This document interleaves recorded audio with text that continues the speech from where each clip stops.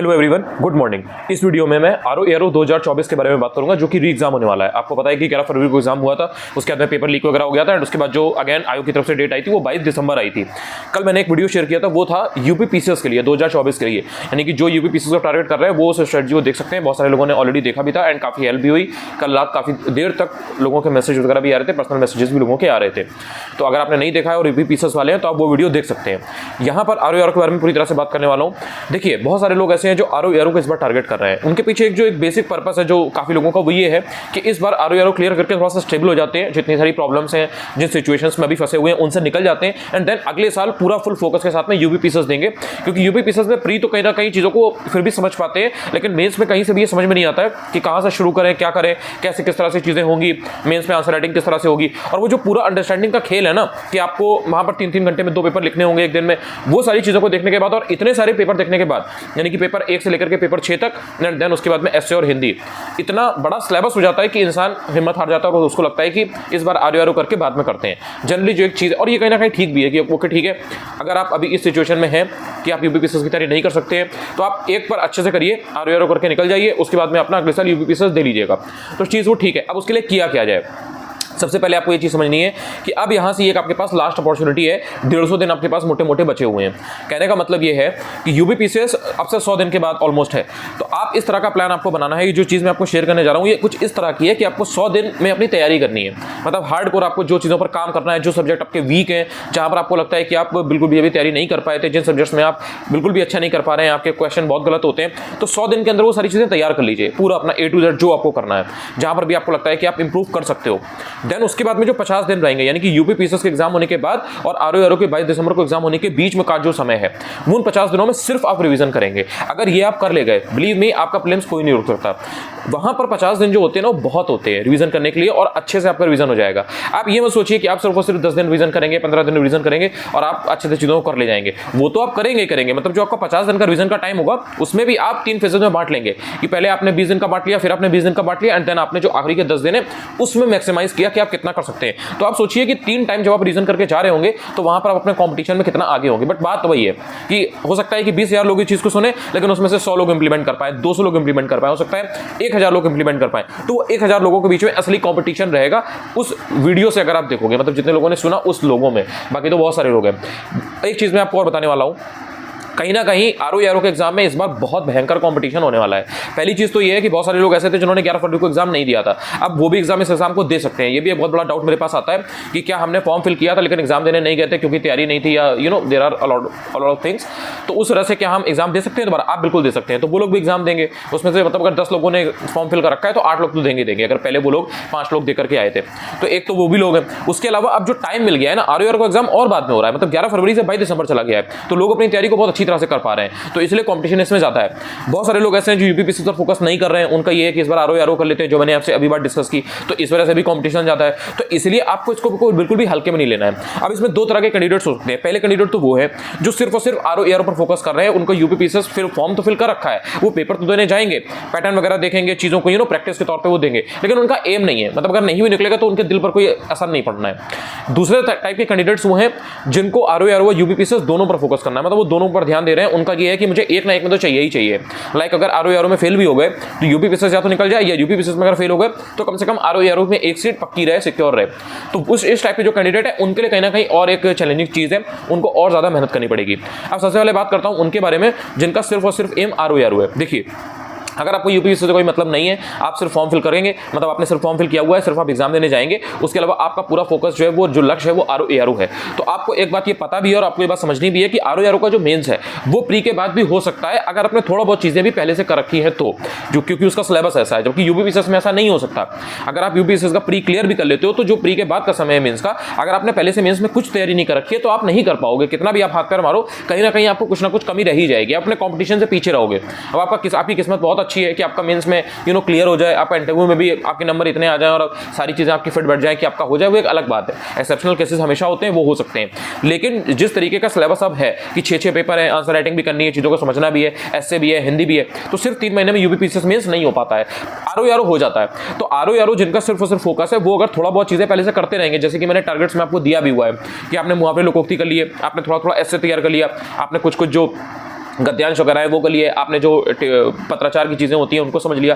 थोड़ा बहुत भी अगर आप करते रहोगे ना तो एग्जाम के बाद बाकी का मेंस का पोर्शन आप कर ले जाओगे। तो आपको ये ध्यान रखना है कि आपको प्री पर बहुत अच्छे से ध्यान रखना है, क्योंकि आरओ का प्री जो है ना थोड़ा सा रैंडम होता है। रैंडम का मतलब ये है कि इसमें क्वेश्चन थोड़े से डिफरेंट आते हैं, चीज़ें वही पढ़नी है, सिलेबस ऑलमोस्ट सेम है, लेकिन जैसे इसमें रीजनिंग प्री वही आ जाती है तो उसके जो 12-13 क्वेश्चन है उसको आपको थोड़ा ध्यान से पढ़ना है। इकोनॉमी के जो क्वेश्चन है उनको आपको थोड़ा ध्यान से पढ़ना है, यहाँ पर थोड़ा अच्छे से पूछा जाता है। यूपी स्पेशल थोड़ा सा ज़्यादा पूछा जाता है और अच्छी तरह से पूछा जाता है, थोड़ा कभी कभी इनडेप्थ भी आ जाता है। तो ये जो थोड़ा थोड़ा डिफरेंस पैटर्न में है वो आपको समझना है in comparison to UPPCS. UPPCS में 150 क्वेश्चन आ रहे हैं, 150 क्वेश्चंस पर ईयर, और यहां पर जब आप बात करोगे आरओ की तो यहां पर आपके 120 क्वेश्चंस आ रहे हैं। तो वो जो कुछ कुछ आपकी डिफरेंसेस है वो आपको समझने हैं, उस हिसाब से आपको आरओ के प्री को टारगेट करना है। ये बिल्कुल भी ईजी नहीं है, इसको कहीं से भी आप ये मत सोचिएगा कि हम यूपीपीसीएस पर एम नहीं कर रहे हैं तो आरओ हमारे लिए इट्स लाइक केक वॉक, ऐसा बिल्कुल भी नहीं है। यहां पर कंपटीशन भी ज्यादा है और यहां पर आपको चीजें भी उसी तरह से तैयार करनी है। ये कोई हल्का एग्जाम नहीं है यूपीपीसीएस के कंपैरिजन में, ये भी अपने आप में एक बहुत अच्छा एग्जाम है और बहुत ही कॉम्पिटिटिव एग्जाम है। अब ये चीज आपको पता चल गई, अब इसमें करना क्या क्या है उनको समझ लीजिए। देखिए यूपीपीसीएस आरओ में जो आपके जो चीजें हैं, जो सोर्सेज आप फॉलो करने वाले हो, वो कोई बहुत ज्यादा डिफरेंस नहीं है। कुछ डिफरेंस जो है वो मैं आपको बता दूंगा, जैसे कि पीवाईक्यू अगर आप यूपीपीसीएस दे रहे हो तो आप आरओ का भी देते हो, यूपीपीसीएस का भी देते हो। जब आप आरओ की तैयारी करोगे, प्री की तैयारी करोगे, तो इसमें आप आरओ के जो प्री और मेंस के जीएस के पेपर है उनको तो लगाओगे ही लगाओगे, उसके साथ में जो यूपीपीसीएस के 10-12 साल के पेपर है उनको भी आपको ढंग से लगाना है। इसी के साथ में जो यूपीपीएससी के अदर एग्जाम्स हैं जो भी उस साल हो रहे हैं या 1-1.5 साल में जो भी एग्जाम हुए हैं, जैसे मान लीजिए अगर पीसीजे का एग्जाम हुआ है, अगर एपीओ का एग्जाम हुआ है, उन सबको भी आपको लगा के जाना है। डायरेक्ट उसके जो ऑप्शन है उनसे क्वेश्चन बना हुआ होता है। ये जो डायरेक्ट टॉपिक है, सब टॉपिक है ना, ये जो थीम है वही आपसे रिपीट करके पूछ ली गई होती है। तो इसलिए आपको ध्यान देना है कि आपको सिर्फ आरओ का पीवाईक्यू प्रीमियंस का नहीं करना है, यूपीपीसीएस का भी करना है। तो पहला तो हो गया पीवाईक्यू आपका बेस रहेगा, जितने भी टॉपिक्स उसमें आए हुए हैं, जितनी भी थीम उसमें पूछी गई है, वो सारे टॉपिक्स आपको तैयार होने चाहिए। सिर्फ अगर मान लीजिए 120 क्वेश्चन आए, आपने उनका आंसर रट लिया, सिर्फ उससे काम नहीं बनेगा, आपको वो टॉपिक समझना है। अगर मान लीजिए 120 क्वेश्चंस में एक टॉपिक से 2-2 करके क्वेश्चन आए हैं और इस तरीके के मान लीजिए 30 क्वेश्चन है, तो आपके पास मान लीजिए कुछ 70-80 टॉपिक नए हैं, तो वो 70-80 टॉपिक आपको आने चाहिए जो भी डिफरेंट सब्जेक्ट्स के हैं। पीवाईक्यू हो गया, पीवाईक्यू के बाद घटना चक्र आपको उसके क्वेश्चंस को सॉल्व करना ही करना है। उसमें जो एक्सप्लेनेशन वाला सेक्शन होता है वो आपको करना ही करना है। ये बिल्कुल ठीक सेम यूपीपीसीएस की तरह ही है, ल्यूसेंट आप साथ में करोगे ही करोगे। अब देखो यार, बहुत सी चीजें ऐसी होंगी जो पीवाईक्यू में आई हुई हैं, या पीवाईक्यू को आप देख पा रहे हो कि इसमें ये चीज इंपॉर्टेंट है, एग्जाम में ये आ सकती है, इस बार पहले भी आ चुकी है और इससे रिलेटेड क्वेश्चन बन सकता है। अब वो चीज घटना चक्र में नहीं दी है या ल्यूसेंट में नहीं दी है, या दी है तो बहुत थोड़ी सी दी है, और आपको पता है कि बहुत ज्यादा इंपॉर्टेंट है, ये कभी भी पूछ सकता है किसी भी एग्जाम में। आपने उसको स्टैंडर्ड सोर्स से पढ़ लेना है। स्टैंडर्ड सोर्स को पढ़ने का तरीका ये होता है कि जो चीजें एग्जाम के पॉइंट ऑफ व्यू से इंपॉर्टेंट है उनको आपने डायरेक्टली जाकर के वहीं के वहीं स्टैंडर्ड सोर्स से पढ़ लिया। अगर आप सिर्फ स्टैंडर्ड सोर्स से शुरू करोगे और पीवाईक्यू नहीं देखोगे, एग्जाम पूछ क्या रहा है, अगर आप ये नहीं देखोगे और पहले आप स्टैंडर्ड सोर्स को पिक करोगे, तो कहीं ना कहीं आप सही जगह पर हिट नहीं कर रहे हो। तो ये होता है स्टैंडर्ड सोर्स को पढ़ने का तरीका। लास्ट यूपीपीसीएस वाली वीडियो में 2-3 लोगों का ये डाउट आया हुआ था, तो मैंने आपको ये चीज बता दी है कि स्टैंडर्ड सोर्स को कैसे टारगेट किया जाता है। अब इसके बाद में जो मेन चीज है वो ये आपको ध्यान देना है, आरओ में 60 नंबर की हिंदी आती है, मतलब 140 नंबर के जो आपके क्वेश्चन है जीएस में, उसके अलावा 60 नंबर की हिंदी है। वो 60 नंबर बहुत ही आपके गेम चेंजर होते हैं, यानी मेक इट और ब्रेक इट वाली सिचुएशन होती है हिंदी के साथ में।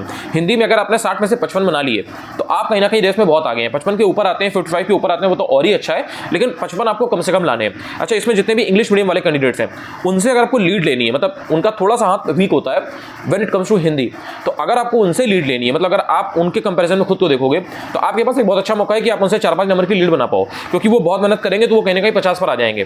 अगर किसी के नंबर सपोज अभी 30 बन रहे हैं, 35 बन रहे हैं, तो वो 40 तक आ जाएंगे, 45 तक आ जाएंगे, 50 तक आ जाएंगे। आपके 55 आए तो आप उनसे आगे निकल गए। अब यहीं पर जितने इंग्लिश मीडियम वाले कैंडिडेट्स हैं उनको ये देखना है कि वो उनको किसी भी तरह से वीक नहीं होने देना है खुद को। अगर उनको लगता है कि उनके अभी 40 आ रहे हैं, 45 आ रहे हैं, तो आप इतनी प्रैक्टिस करिए कि आप 55 नंबर ले पाए। तो आप जितने भी हिंदी मीडियम वाले कैंडिडेट्स हैं जो हिंदी में आराम से 50-52 नंबर, 55 नंबर कर ले जा रहे हैं, बहुत ज्यादा बिना पढ़ाई के भी, बहुत ज्यादा बिना रिवीजन के भी, तो आपको ये ध्यान देना है कि आप इतना अच्छे से रिवीजन करें कि आप उनके बराबर आ पाए और आप उनसे लीड बराबर रहें या उनसे आगे निकल पाए, आप उनसे कहीं भी पीछे ना रहे। तो इस तरह से आपको चीज़ों को लेकर के देखना है, क्योंकि यार कॉम्पिटिटिव एग्जाम है, मास लेवल पे ये चीज़ मैटर करती है, रिलेटिव एग्जाम है। तो वहाँ पर अगर आपने मान लीजिए कोई क्वेश्चन गलत किया और दूसरे ने सही किया तो वो आपसे आगे है, फिर आपने अगर 2 क्वेश्चन सही किया तो आप उसके बराबर आओगे। तो ये सब चीज़ें बहुत ही मास लेवल पर चलती है, उनको आपको देख करके चलना है। आरओ में आपको ध्यान रखना है कि करंट अफेयर्स का रोल बहुत होता है, क्योंकि वो सबके लिए नया है। जैसे यूपीपीसीएस में बहुत रोल होता है, सेम वैसे ही आरओ में है, सबके लिए नया है। अगर कोई पुराना कैंडिडेट भी है, वो 4 साल से तैयारी कर रहा है, उसका स्टैटिक का पोर्शन बहुत तैयार है, लेकिन अगर उसने करंट अफेयर्स गलत कर दिया तो कहीं ना कहीं वो पीछे होगा। और आपने अगर वो 20 क्वेश्चन आ रहे हैं उसमें से अगर आपने 17-18 सही कर लिए या 16 भी सही कर लिए तो आप एक लीड मेंटेन कर सकते हो। इसलिए करंट अफेयर्स को नेग्लेक्ट मत करना। स्टैटिक हो सकता है कि बाकी जो कैंडिडेट्स हैं उसमें बहुत सारे लोगों का स्टैटिक का पोर्शन तैयार हो, लेकिन करंट अफेयर्स में अगर वो वीक है तो वो वीक है। तो आपको एक होलिस्टिक तैयारी करनी है, एक बैलेंस्ड अप्रोच लेकर के चलना है। ऐसा नहीं होना चाहिए कि आपका स्टैटिक बहुत स्ट्रांग है, ये स्टैटिक बहुत वीक है, और करंट अफेयर्स बहुत स्ट्रांग है बहुत वीक है। तो ये चीज आपको देखनी है। जो भी चीज आप पढ़ रहे हो डेली बेसिस पे उसको ट्रैक करते जाओ। मैंने आपसे ये चीज हजारों बार बोली है, मैं आपको फिर ये चीज बता रहा हूं, आपको अपनी जो प्रोसेस है उसको ट्रैक डाउन करना है। आपने डेली बेसिस पे कितने घंटे पढ़ाई की, आपने किस सब्जेक्ट को दिया, आप उस जो चीज आपने पढ़ी है उसको आप रिवीजन कैसे करने वाले हो। अगर आपने किसी दिन पढ़ाई नहीं की, आपने 4 घंटे वेस्ट किए, लगातार आप 3 दिन से पढ़ाई नहीं कर रहे हो, आपके पास एक रिकॉर्ड होना चाहिए सो दैट आप देख पाओ कि आप कहां भी आपकी प्रिपरेशन में कमी हो रखी है एंड आप उसको बेटर करना है। इसके अलावा मैं आपको एक लास्ट जो पॉइंट है वो और बता देता हूं, अच्छे से उसको समझ लीजिए। DIS की तरफ से ROE की टेस्ट सीरीज आ चुकी है, ठीक है, मार्केट में आप पता कर लीजिएगा, या जो भी आपके जिसको ज्वाइन करनी है तो वो अपना देख लेना, टेस्ट सीरीज आ चुकी है। तो अब बहुत ज़्यादा परेशान होने का समय नहीं है, आप अपने हिसाब से देख लो कि आपको ऑफलाइन ज्वाइन करनी है या ऑनलाइन ज्वाइन करनी है। कैसे भी करो, टेस्ट देना जरूरी है। वो नहीं कर सकते हो तो कोई और कर लेना, GS वर्ल्ड की कर सकते हो, या उसके अलावा भी जो आपको मिले वो करो, वो आपके ऊपर है। वो चीज़ उसके ऊपर मैं ऑलरेडी वीडियो बता चुका हूँ, वो यहाँ पर मैं आपको रिपीट नहीं करूँगा, वो आप मेरे नाम से प्लीज सर्च कर लीजिएगा, आपको मिल जाएगा। तो आपको सारी इन्फॉर्मेशन मिल जाएगी। टेस्ट सीरीज के बिना काम आप नहीं बनेगा। 150 दिन बचे हुए हैं तो ये मत सोचिए कि लास्ट के 50 दिन में हम टेस्ट सीरीज देंगे, नहीं। जो सेक्शन आप पढ़ते जाइए, जैसे मान लीजिए पॉलिटी आपने 10 दिन पढ़ी, 10 दिन पॉलिटी पढ़ने के बाद में पॉलिटी का एक सेक्शनल टेस्ट दे लीजिए। सेक्शनल टेस्ट में, और एक बात अच्छा और बता देता हूं, जो ROE की तैयारी कर रहे हैं उनको अगर UPSC के कोई टेस्ट मिलते हैं आप उसको लगा लीजिए, कोई बहुत डिफरेंस नहीं है, स्टैटिक का पोर्शन चेंज नहीं हो जाएगा। या फिर अगर आप UPSC की तैयारी कर रहे हैं और आपको ROE का टेस्ट कहीं पर मिल रहा है तो वो लगा लीजिए। स्टैटिक का पोर्शन अगर मिडिवल हिस्ट्री का है या पॉलिटी का है तो वो चेंज नहीं हो जाएगा। कॉन्स्टिट्यूशनल डेवलपमेंट अगर पूछा जा रहा है तो वो चेंज नहीं हो जाएगा। इकोनॉमी की अगर पुरानी चीजें पूछी जा रही है, ईयर ऑफ एस्टेब्लिशमेंट पूछे जा रहे हैं डिफरेंट इंस्टीट्यूट से, ऑर्गेनाइजेशन के या अथॉरिटीज के, तो वो चेंज नहीं हो जाएंगे। तो इसलिए आपको सेक्शनल टेस्ट आराम से मिल जाएंगे, और किसी के भी मिल जाए लगा लीजिए। बस ये देख लीजिएगा कि जो भी टेस्ट सीरीज आप लगा रहे हैं, इस चीज को बहुत आपको ध्यान रखना है। जब आपके नंबर कम आते हैं या आपके नंबर बढ़ते नहीं हैं, आपके बहुत सारे क्वेश्चंस गलत होते हैं तो आप बहुत ज्यादा परेशान हो जाते हैं, लेकिन आप ये नहीं देखते कि जिस टेस्ट सीरीज को आप फॉलो कर रहे हैं क्या वो एक्चुअल में लगाने लायक भी है, क्या उससे सीखने लायक चीजें हैं, क्या उन्होंने एक्चुअल में एग्जाम के पैटर्न को कभी देखा भी है, समझा भी है, या जो क्वेश्चंस बनाए हैं क्या वो इस लेवल पर है कि वो आयोग के पैटर्न को मैच कर सकें या उसके आसपास भी आ सकें। एकदम रेप्लिकेट करने की बात नहीं हो रही है, लेकिन कम से कम जो चीजें आयोग पूछता है कम से कम आप वो तो पूछिए, कम से कम उसके आसपास तो पूछिए। लेकिन जो चीजें आयोग पूछ रहा है आप उससे 50 कोसों दूर, 50 मील दूर की चीजें अगर पूछोगे तो वो चीजें एग्जाम में कभी नहीं आनी, और आप वही चीजें तैयार कर रहे हो, उन्हीं को आप रटने की कोशिश कर रहे हो, जो कहीं ना कहीं आप अंधेरे में तीर मारने जैसी चीज कर रहे हो। तो इसलिए आपको ध्यान देना है, एक कोचिंग कार्ड लगाओ चाहे 2 का लगाओ, वैसे आइडियली 2 का लगाना चाहिए, तो आप डिफरेंट तरह से जो चीजें हैं उनको ट्रैक कर पाते हो। किसी ने थोड़ा सा इजी क्वेश्चन बनाए, किसी ने थोड़ा सा टफ क्वेश्चन बनाए, किसी में हो सकता है पॉलिटिकल सेक्शन इजी हो, किसी में थोड़ा सा हो सकता है मॉडर्न हिस्ट्री का सेक्शन टफ हो। तो इस तरह से आपकी एक बैलेंस तैयारी हो पाती है। तो 2 कोचिंग आइडियल है, वरना आप एक का तो लगाओ ही लगाओ। 15 से 20 आपको फुल लेंथ टेस्ट लगाने चाहिए। अगर आपका सेक्शन कोई भी वीक है, बहुत ही सबसे बेसिक लेवल पे चीज बता रहा हूं, इसको अगर आप कर लोगे तो आपकी मतलब बहुत अच्छी तैयारी हो जाएगी। जैसे आपका ज्योग्राफी वीक है, आपने ज्योग्राफी के 3 से 4 टेस्ट निकाले, एक टेस्ट में अगर 100 क्वेश्चन मिनिमम तो होंगे, 100, 120, 140 कितने क्वेश्चन भी हो, आपने 3 टेस्ट निकाले, 100 क्वेश्चन भी अगर है तो आपके पास 300 क्वेश्चन हो गए। 300 क्वेश्चन में कितने भी क्वेश्चन एक टॉपिक से रिपीट होंगे, कम से कम आपके पास 200 से 250 टॉपिक तो हो ही जाएंगे। अगर कोई भी ढंग की कोचिंग होगी, थोड़ा बहुत भी अगर वो एग्जाम के पैटर्न को देख करके पेपर बनाती होगी टेस्ट पेपर, तो 200 से 250 टॉपिक उसने पूरे सिलेबस के कवर किए होंगे, जो भी इंपॉर्टेंट है जिनसे एग्जाम में क्वेश्चन आते हैं। वो 3 टेस्ट लगाने के बाद उसमें आपने अपना जैसे आपने 120 अटेम्प्ट किए, 140 में से 120 अटेम्प्ट किए, उसमें आपके 100 सही हुए, 20 गलत हुए। तो जो 20 गलत हुए उसको आप देखिए कि भाई ये गलत क्यों हुआ। जो चीज मैंने आपको UPSC वाली वीडियो में बताई थी कि भाई देखो उसको गलती कहां कर रहे हो। अगर रिवीजन कम है तो रिवीजन लिख लो कि भाई रिवीजन करना है मेरे को। अगर उसमें आप ये कर रहे हो कि सिली मिस्टेक्स बहुत हो रही हैं, आपने OMR जो है उसमें क्वेश्चन को नहीं फिल किया भरा और आपने पेपर पर सॉल्व किया था, ये बहुत ही सिली मिस्टेक है, तो उसको ध्यान से देख लो।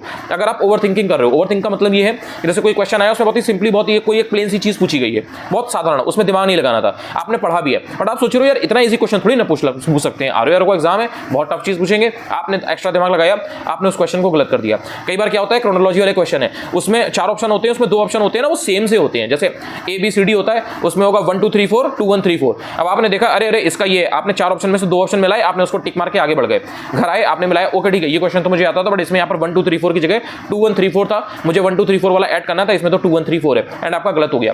तो ये सब जो सिली मिस्टेक्स है ना, इनको आपको पेपर में ऑब्जर्व करना है, और जब पेपर आप दे रहे हो ना उसको एकदम एग्जाम लाइक कंडीशंस में ही दो, प्रॉपर 2 घंटे बैठ करके दो, भले ही वो पेपर 1-1.5 घंटे में आप फिनिश कर लो। मैं ये नहीं कह रहा हूं कि 2 घंटे का 2 घंटे में आपको देना है, लेकिन उस समय कोई आपको डिस्टर्ब ना करे। कि ये चीज़ आपको यहाँ से बाई करनी है, आपको बाहर जाना है, आपको किसी को पिक करना है, आपको ये करना है, वो करना है, दिस एंड दैट, किसी की वीडियो कॉल आ रही है, देन आप सोच रहे हैं, ये सब आपको चीज़ें अपने दिमाग में नहीं रखनी है। एकदम सिंसियर होकर के कि लाइक मेरा टेस्ट है, मुझे देना है, और उसमें जब आप टेस्ट देना शुरू करो तो उसके पहले आपको ये अपने दिमाग में यहाँ पर एकदम से क्लिक कराना है कि अब मुझे इस टेस्ट पेपर में कम से कम क्वेश्चन को गलत करना है। जब आप इतना इस लेवल पर कॉन्शियस रहोगे ना, तब आपके कहीं जाकर के क्वेश्चंस कम होंगे गलत होना धीरे धीरे। नॉलेज वॉलेज तो वो तो आप लगाओगे ही लगाओगे, अपनी तरफ से एफर्ट्स तो मारोगे, लेकिन ये ध्यान रखो कि क्वेश्चन गलत ना हो। अगर 25 क्वेश्चन गलत हो रहे हैं तो अगले जब टेस्ट आप दो तो उसमें आप ये मेक श्योर करो कि इस बार मुझे 25 से इसको 24 लाना है, 23 लाना है, 22 लाना है, 20 लाना है। ये आपका एक कंटिन्यूस एफर्ट होना चाहिए। अगर ये नहीं है तो आपके क्वेश्चन कभी गलत होना नहीं कम होंगे। ये बात आपको समझनी है। पढ़ाई आपको डिसिप्लिन वे में करनी है, डेली पढ़ो। बाकी चीज़ें वेट कर सकती हैं लेकिन आपकी पढ़ाई आपका वेट नहीं करेगी। और ये बात ध्यान रखना कि अगर आप नहीं पढ़ रहे हो, बाकी लोग अच्छे से पढ़ रहे हैं, उनको कोई फर्क नहीं पड़ता कि भाई क्या चल रहा है क्या नहीं चल रहा है। और ऐसे बहुत सारे कैंडिडेट्स हैं मेरे पास, जो डेटा है मैं उसके हिसाब से बता सकता हूँ। कम से कम 2 से 2,500 लोग ऐसे हैं जो एकदम सारी चीज़ें इधर उधर बंद करके अंडरग्राउंड होकर के पढ़ रहे हैं। एंड रही बात प्रॉब्लम्स की, प्रॉब्लम्स भाई बहुत ज़्यादा लोगों के साथ हैं। फाइनेंशियल इशूज़ भी हैं, रिलेशनशिप के इशूज़ भी हैं, हेल्थ इशूज़ भी आ रहे हैं, और तरह की प्रॉब्लम्स भी हैं। लोग डिप्रेशन से भी गुजर रहे हैं, लोगों के पास तमाम तरीके के स्ट्रेस हैं, still they are doing it. तो अगर वो कर सकते हैं तो आप भी कहीं ना कहीं, अगर आपको कंपटीशन में आना है तो आपको रास्ता निकालना पड़ेगा। अब बात ये आती है कि जो लोग ऑक्यूपाइड हैं, जो ऑलरेडी वर्किंग है, उनको इतना टाइम नहीं मिलता। लाइक उनकी 10 से 6 या 10 से 5 या 10 से 7 ऐसे करके जॉब रहती है। लाइक मॉर्निंग में बहुत जल्दी उठना होता है, उनको पूरा हाउस कोर्स जो भी उनको मैनेज करने हैं, देन शाम को भी उनको अपना जो भी खाना वगैरह है वो सब मैनेज करके चीज़ें मैनेज करनी है। तो कैसे टाइम निकालें? देखिए, टाइम का सीधा सा फंडा ये है, आपको चीज़ों को ट्रैक करना पड़ेगा कि आप पूरे दिन में कहाँ पर अपना टाइम दे रहे हो, कहाँ पर क्या कर रहे हो। बहुत जगह पर आपने ये भी देखा होगा कि थोड़ा नींद कम कर लो। नींद कम करने से बहुत ज़्यादा फायदा नहीं होगा। अगर आप 7 घंटे सोते हो, 8 घंटे सोते हो, उससे आपका दिमाग अच्छा रहता है, आप चीज़ों को रिटेन कर पाते हो, आपका जो कंसोलिडेशन है, जो आपने पढ़ा है, इट गेट्स बेटर। अगर आप सोगे नहीं, अगर आप 5 घंटे सोगे तो वो 1-2 दिन 4 दिन चल जाएगा, 5 दिन चल जाएगा। लेकिन अगर आप ये 3 महीने करोगे तो नहीं चलेगा। आपकी मेमोरी इतनी वीक हो जाएगी, जो पढ़ोगे दिमाग में जाएगा ही नहीं, आपके एंट्री नहीं होगा, आप रिकॉल ही नहीं कर पाओगे चीज़ें। एग्जाम के दिन आप आपको लगेगा पढ़ा तो है बट याद नहीं आ रहा है। तो नींद कम करने से कोई बहुत फायदा नहीं होगा। आपको ये देखना है कि जो बर्थडे पार्टीज आप अटेंड करते हो, जो आप शादियां अटेंड करते हो, जो बहुत ज़्यादा आप गेट टुगेदर करते हो, जो बहुत ज़्यादा इधर उधर आप टाइम वेस्ट करते हो, जो बहुत ज़्यादा आप लोगों से बातें करते हो एंड उसका कोई बहुत ज़्यादा प्रोडक्टिव ऐसा कुछ नहीं निकल के आता है, आप ऐसी नॉर्मल बातें कर रहे हो। पढ़ाई की बातें हैं, ठीक है, वो आपकी पढ़ाई में हेल्प करता है। थोड़ा बहुत चीज़ें चलती हैं, 5-10 मिनट आपने कर लिया, हफ्ते में कभी 1 दिन कर लिया, that is fine, that is so much fine. उसमें कोई ऐसा इशू नहीं है कि आपको किसी से बात नहीं करनी है, कि किसी के साथ कोई रिलेशन मेंटेन नहीं करना है, कि मतलब कोई दोस्ती यारी नहीं करनी है, कहीं जाना नहीं है। बट एक लिमिट तक, मतलब आपको कंट्रोल करना है कि भाई अपना टाइम आप कैसे बचा सकते हो। और एक दिन में ये ट्राई करो कि अभी 150 दिन बचे हैं, 150 डेज यहाँ से बचे हुए हैं, तो कम से कम 4 से 5 घंटे निकालो ही निकालो। अगर आपने यहाँ से 50 दिन निकाल दिए, यहाँ से आपने 1 महीना निकाल दिया, उसके बाद में फिर आप समझ लो पीछे हो गए। फिर आपके पास जो दिन बचे हैं आप उसी में से ऑब्वियसली ट्राई करोगे, अपने मन को समझाओगे कि अभी ये टाइम बचा है, इसी में से करना है, अब मैं आज से सीरियस हो जाऊंगा, अब तो मैं आज से बिल्कुल भी टाइम वेस्ट नहीं करूंगी, अब से मैं आज से सीरियस होंगी। लेकिन जो 30 दिन वेस्ट हो गए वो हो गए। इसलिए इस चीज़ को समझ लो कि 150 दिन मतलब 150 दिन। एक दिन कम हुआ तो 149 हुए, एक दिन कम हुआ तो 148 हुए।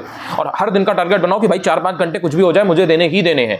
और पूरा एक प्लान उसको बाइफर्केट करो चीज़ों में, कि अगर पॉलिटी है तो पॉलिटी में किस तरह से चीज़ें हैं उसको और डिस्ट्रीब्यूट करो माइन्यूट लेवल पे, कि इसमें कौन सी ऐसी चीज़ें जो एग्जाम में ज़्यादा आती हैं। आर्टिकल सबसे ज़्यादा आते हैं तो आर्टिकल्स पहले पढ़िए। फंडामेंटल ड्यूटी सबसे ज़्यादा आती है तो फंडामेंटल ड्यूटी सबसे पहले पढ़िए। फंडामेंटल राइट से आप देखते हो कि क्वेश्चन आता ही आता है, उसको एकदम रट डालो। मतलब किस चीज़ का वेट कर रहे हो आप? अगर उसको रट लोगे तो भाई एक क्वेश्चन सही हो जाएगा, 2 क्वेश्चन भी आ सकते हैं। जो लिस्ट होती है उससे क्वेश्चन आते ही आते हैं, जो कॉन्स्टिट्यूशन के सोर्सेज हैं उनसे क्वेश्चन आते ही आते हैं, कि कनाडा से क्या लिया गया है, जर्मनी से क्या लिया गया है, यूएसएसआर से क्या लिया गया है, यूएसए से हमने क्या बढ़िया चीज़ ली है, यूके से हमने क्या बढ़िया चीज़ ली है। तो ये सब चीज़ें जब आपको मालूम है तो आप इसको जल्दी से जल्दी पढ़ो, समझो, जो समझने वाली चीज़ें समझो, जो रटने वाली चीज़ें उसको रटो, उसको अलग करो, उसके बाद में टेस्ट देना शुरू करो। जितना ज्यादा टेस्ट दोगे, जितना ज्यादा प्रैक्टिस करोगे डेली बेसिस पे, अगर आप सपोज अभी से 40 या 50 क्वेश्चन की प्रैक्टिस करते हो, प्रॉपर आप प्रैक्टिस करते हो, तो उसमें आपने 4 ऑप्शन देखे, कुछ आपने नॉलेज लगाई, उसको अप्लाई किया, जो नॉलेज आपके पास जो ज्ञान है, कुछ आपने चीज़ें उसमें एलिमिनेट करी कि इसमें ठीक है ये हो सकता है, ये नहीं हो सकता, ये मैंने यहाँ सुना था, ये मैंने वहाँ पढ़ा था। और उसके बाद में जब 2 ऑप्शन या 3 ऑप्शन बच गए, उसमें आपने उसको किसी तरह से एलिमिनेट किया कि ए होगा, बी होगा या सी होगा। तो जब आप ये चीज़ कंटिन्यूसली करते रहते हो, डेली बेसिस पे करते हो, फ्रिक्वेंटली आपकी ये चीज़ चलती रहती है, तो आप जब एग्जाम में आपके सामने सिचुएशन आती है ना कि आपने 140 में से 120 क्वेश्चन अटेम्प्ट कर लिए, लेकिन अभी कुछ आपको डर लग रहा है कि पता नहीं यार नेट करेक्ट मेरा होगा या नहीं होगा, तो वहां पर आप ये चीज़ बहुत ईजिली देख पाते हो कि यार 10 क्वेश्चन और कर लेते हैं, इसमें मेरे 6-7 सही हो जाएंगे। और ये चीज़ बिकॉज आपने घर पर इतनी प्रैक्टिस की, आपने डेली बेसिस पे 50 क्वेश्चन किए हैं, और ये चीज़ आप 150 दिन तक कर रहे हो। तो जब एग्जाम में लास्ट में आपके पास 15-20 क्वेश्चन ऐसे होंगे ना, और मैं जब आपको 2 ऑप्शन के बीच में, 3 ऑप्शन के बीच में ऑप्ट करना होगा, जो आपकी नॉलेज है, जो आपका एलिमिनेशन का स्किल है, जो आपका इंटेलिजेंट गेसिंग है, वो इतनी अच्छी हो चुकी होगी, आपकी रिस्क लेने की जो कैपेसिटी है वो इतनी बेटर हो चुकी होगी कि आप वहां पर जो ऑप्ट करोगे ना, उसमें ऑप्शन जो भी 15 में से आपके कम से नहीं तो 8-10 सही हो जाएंगे। और ये चीज बहुत ट्राई एंड ट्रस्टेड एक्सपीरियंस के बाद बता रहा हूँ, ये चीज होती है, बट ये प्रैक्टिस से आती है भाई। ऐसे नहीं आती है कि आप एकदम से एग्जाम के 4 दिन पहले गए, आपने सोचा तुक्के मार देंगे, ऐसे गेस कर देंगे एंड मेरे क्वेश्चन सही हो जाएंगे। नहीं भाई, वो आपने इतना प्रैक्टिस कर लिया है कि आपके सबकॉन्शियस में बैठ चुकी है चीज कि इसमें इस तरह से, इसमें इस तरह से, इसमें कहीं ना कहीं ये होगा। आप वो एक एप्टीट्यूड है, एग्जाम को टैकल करने का तरीका है। बहुत सारे लोग ऐसे होंगे जिन्होंने बहुत अच्छी तैयारी कर रखी है, लाइक वो 2-2.5 साल से लगे हुए हैं, जब वो घर पर बैठ करके टेस्ट देते हैं या घर में जब वो चीज़ों को पढ़ते हैं, वो उसमें बहुत फाइन है, उनको कोई प्रॉब्लम नहीं होती है। एग्जाम में उनको एंग्जाइटी हो जाती है, वो मैनेज नहीं कर पाते हैं चीज़ों को। अगर सपोज 10 क्वेश्चन टफ आ गए किसी सेक्शन से या एकदम से पहले या दूसरे पेज पे, उन्होंने उसको देखा, उसके बाद में उनका एकदम जो एंजाइटी है वो इतनी ज़्यादा हो जाती है कि वो उस पेपर को मैनेज नहीं कर पाते हैं, कहीं ना कहीं उनका जो पेपर है खराब हो जाता है, कट ऑफ क्लियर नहीं होती है। क्यों होता है? ऐसा नहीं है कि उनके पास नॉलेज कम है, उनका एप्टीट्यूड अभी उस तरीके का नहीं हो पाया है जो एग्जाम को हैंडल कर पाए। एंड अगर आपको ये आरओ को एग्जाम निकालना है तो लाइफ में जो स्ट्रेस है आपको उसको हैंडल करना पड़ेगा, उसको मैनेज करना पड़ेगा, क्योंकि आरओ हो चाहे आपका यूपीपीसीएस हो, ये सब ऐसे एग्जाम है जो आपसे ये चीज़ मांगते हैं, रिक्वायरमेंट है यहाँ की, बेसिक एक स्टैंडर्ड है कि कम से कम आप उन सब चीज़ों को मैनेज कर पाएँ।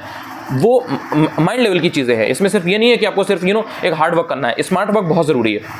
जो भी आपको क्वेश्चन एग्जाम में अटेम्प्ट करने हैं वो आप एग्जाम के पहले अभी जो ये प्रोसेस है इसमें ट्राई करिए कि आप 120 अटेम्प्ट करके देखिए, 125 अटेम्प्ट करके देखिए, एक बार पूरा पेपर अटेम्प्ट करके देखिए और अपनी एक्यूरेसी को जांचिए, जो मैंने आपको यूपीपीसीएस वाली वीडियो में बताया था। और उसके बाद में आप ये देखिए कि आप कितने क्वेश्चन अटेम्प्ट करते हो, तो आपके नेट में कितने करेक्ट आते हैं, कितने आपके गलत होते हैं, कितने सही आते हैं। बाकी फिर जब एग्जाम जिस दिन होगा 22 दिसंबर को, उस दिन जब पेपर होगा उसमें 2 घंटे में देखना कि भाई यहाँ पर पेपर कैसा आया है। ऐसा नहीं है कि अपने घर से आप एक प्री कंसीव्ड नोशन के साथ में आप गए कि 140 अगर क्वेश्चन आ रहे हैं जीएस में तो मैं इसमें 135 अटेम्प्ट करूंगा या करूंगी, देन मेरे इतने गलत होंगे, इतने सही होंगे, मेरा पेपर क्लियर हो जाएगा। वहां पर पेपर सपोज बहुत टफ आ गया, 135 वाला पेपर ही नहीं आया, वहां पर ऐसा पेपर आया कि आप 120 अटेम्प्ट कर पाए, तो क्या करेंगे आप? तो ये सब चीजें बहुत कॉमन सेंस की हैं। प्रेजेंस ऑफ माइंड आपका इतना तो काम करना ही चाहिए, चाहे एग्जाम हो चाहे कुछ भी हो, तो वहां पर आपको ये चीज देखनी है। लेकिन घर से ये चीज कम से कम देख के जाओ, अपने जो आपके वेपन्स हैं उनको देख करके जाओ कि भाई खुलते चलते सही भी हैं कि नहीं, मतलब जो भी चीजें आपने पढ़ी हैं उनके हिसाब से आप कितने क्वेश्चन बना पा रहे हो, कितने क्वेश्चन आपके सही या गलत हो रहे हैं, तो फिर आप एग्जाम के पहले ये कॉल ले पाओगे। वहां पर ये कॉल लेना भी बहुत इंपॉर्टेंट होता है कि एग्जाम का जैसे आपने पेपर फ्लिप किया, देखा, पेजेस फ्लिप किए, 5-10 मिनट में ये आप फिगर आउट कर लो कि ओके ठीक है पेपर टफ है, इसमें 125-130 जो है वो एक अच्छा खासा नंबर होगा टाइम का, उसमें मेरे अगर कहीं ना कहीं 100 भी सही हो गए तो मेरा इतना स्कोर आ जाएगा कि मैं क्लियर कर लूंगा या कर लूंगी, क्योंकि आपने पढ़ाई भी कर रखी होगी। तो उसके बेसिस पे आप ये जान पाओगे कि यार जो क्वेश्चन आ रहे हैं ना एग्जाम में ये इतने ईजी नहीं है, ये हर कोई नहीं कर पाएगा। ये कॉन्फिडेंस कब आएगा? जब आपने पढ़ाई कर रखी होगी, जब आपके पास इतना कॉन्फिडेंस होगा, इतना प्रोसेस से आप गुजरे होगे कि आप ये समझ पाओ। अब जिसने पढ़ाई नहीं कर रखी है वो कैसे समझ पाएगा कि भाई क्वेश्चन कितने इन डेप्थ आया हुआ है? हिस्ट्री का कोई बहुत टफ क्वेश्चन आया हुआ है तो अगर आपने पढ़ रखा है तभी बता पाओगे ना। अगर वहां पर उन्होंने एकदम बेसिक इंडियन नेशनल कांग्रेस के सेशंस पूछे गए और इस तरीके के सपोज एक क्वेश्चन आया, एक में अध्यक्ष पूछ लिया गया, एक में मेंबर्स पूछ लिया गया, कॉन्स्टिट्यूशनल जो असेंबली है उसके, तो ये सब कोई टफ क्वेश्चन नहीं है, ये सब इजी क्वेश्चन, रिपीटेड क्वेश्चन है। तो ये सब अगर आपने अगर तैयारी नहीं कर रखी है तो आपको ऐसा लगेगा कि ये तो क्वेश्चन टफ है, आप कम अटेम्प्ट करोगे, तो वो भी कहीं ना कहीं बैकफायर कर जाता है, बैकफायर करता है। तो इसलिए आपको बहुत ही समझ कर देख करके चलना है, खुद को संभालने का वक्त है, यहाँ से हार मानने का वक्त नहीं है। आपको टाइम मिल रहा हो नहीं मिल रहा हो, कितनी भी प्रॉब्लम्स पास्ट में रही हो वो पास्ट है। आज से मतलब जब मैं ये वीडियो बना रहा हूँ एंड जब ये मेरा वीडियो आप देख रहे हो, अगर आज देखते हो तो 150 दिन यहाँ से बचे हुए हैं। आज से ये मान के चलो कि आज से तैयारी मेरी शुरू हो रही है और अब एक भी दिन वेस्ट नहीं करूंगा, या करूंगी यहाँ से मुझे निकाल के अपना एक नाम बनाना ही बनाना है, कम से कम पीडीएफ के अंदर। ये आपका गोल होना चाहिए और अगर आप सिंसियर होगे तो कर ले जाओगे, सिंसियर नहीं है तो फिर बाकी चीज़ें प्रायोरिटीज में अगर आपके हैं तो वो चलती रहेंगी। देखो it's all about priorities bro, बहुत जेन्युइन बात बता रहा हूँ। अगर आपको कोई चीज़ करनी है यू विल डू दैट, बाकी चीज़ें उधर चलती रहेंगी। आपने ये चीज़ खुद ऑब्जर्व की होगी, कहीं आपको जाना है तो आप जाते हो, आपके पैर में थोड़ा सा इंजरी हो रखी है, आपकी तबीयत नहीं ठीक है, आपका सर दर्द कर रहा है, 50 तरीके की चीज़ें होती हैं, उसके बाद भी आप वहाँ जाते हो, वो चीज़ करते हो। When it comes to studies, जब प्रिपरेशन की बात आती है तो आप उस चीज़ को इग्नोर कर देते हो। तो ये आपके ऊपर है भाई, आपकी लाइफ है। अगर आपको आरओ क्लियर करना है, सपने देखने से नहीं होगा, हार्ड वर्क बहुत ज़्यादा करना पड़ता है। मतलब चीज़ें, ये बात ध्यान रखना, आरओ वाले जितने भी हो, चीज़ें एकदम नेक्स्ट लेवल पर रटनी पड़ेंगी, एकदम रटना। इसका ये है, इसका ये है, इसका ये है, इसका ये, चिल्ला चिल्ला करके बोल करके आपको रटना पड़ेगा चीजों को। उसके बाद में जाकर के आपका इतना कंसोलिडेशन बेटर होगा कि आप क्वेश्चन देखोगे, आप टिक मार दोगे। ये कॉन्फिडेंस ऐसे नहीं आएगा ब्रो, मतलब ये इस चीज में बिल्कुल भी मत शर्माओ कि मुझे चीजें रटनी पड़ेंगी। आरओ तो इतना फैक्चुअल एग्जाम है, यहाँ पर आपको फैक्ट्स में एकदम क्लैरिटी होनी चाहिए दिमाग में, यहाँ से कोई डाउट का सवाल ही नहीं है, कोई गुंजाइश ही नहीं है। इस तरीके के क्वेश्चन आएंगे, इतने क्लोज ऑप्शन होंगे ना कि आपको एक ही महीने की 4 डेट को क्रोनोलॉजी में लगाने को दे देगा। करंट अफेयर्स में आपको जो देगा वो कि ऑबिचुरी वाला जो होता है, जिसमें कब किसकी डेथ हुई है, कब किसका निधन हुआ है, उसमें आपको डेट दे देगा कि भाई एक ही महीने में 4 मरे हैं, ओके ठीक है, एक ही महीने में 4 की डेथ हुई है, ओके ठीक है। बट उसमें आप उसको ये फिगर आउट करके बताइए कि इसमें यहाँ पर कौन पहले किसकी डेथ हुई थी, किसका बाद में निधन हुआ था, ये तक आपको बताना पड़ेगा। अब इतना अगर आप अपने डेट्स को लेकर के क्लियर नहीं हो और आपको ये नहीं पता है कि कहां पर क्या चीज मुझे पढ़नी है और क्या मुझे स्किप करनी है, तो आप खुद बताओ क्या आप इतने माइन्यूट लेवल पे इतनी हजारों चीजें, इतने हजारों फैक्ट्स को रट सकते हो? तो इसीलिए ये चीज आ जाती है कि आपको फिल्टर करना आना चाहिए। आई होप जितनी भी इंपॉर्टेंट चीजें आरओ के प्री एग्जाम को टारगेट करने से रिलेटेड थी मैंने बता दी हैं। 24 मिनट का ऑलरेडी वीडियो हो गया है। I am not very sure कि यहां तक पता नहीं कितने लोग आएंगे नहीं आएंगे, क्योंकि नहीं हो पाता है लोगों से, वो नहीं देख पाते। जितने सिंसियर कैंडिडेट है वो ऑब्वियसली यहाँ पर आएंगे, देखेंगे और नोट कर लेना। देखो यार, सुनना एक चीज होती है, समझना एक चीज होती है, और उसको लिख करके उसको दोबारा से देखना वो एक चीज होती है। पता सबको है, जान सब लेंगे, वीडियो देखेंगे पता लग गया, सुन गया, लेकिन कुछ समय के बाद में वो यहां से सुन के यहां से निकल जाएगा, उसको आपने इम्बाइब नहीं किया। अगर आप उसको नोट कर लेते हैं, जो कीवर्ड्स हैं, जो इंपॉर्टेंट पॉइंट्स हैं, और उन पर आप काम करते हैं, तो आप ग्रो कर पाते हैं।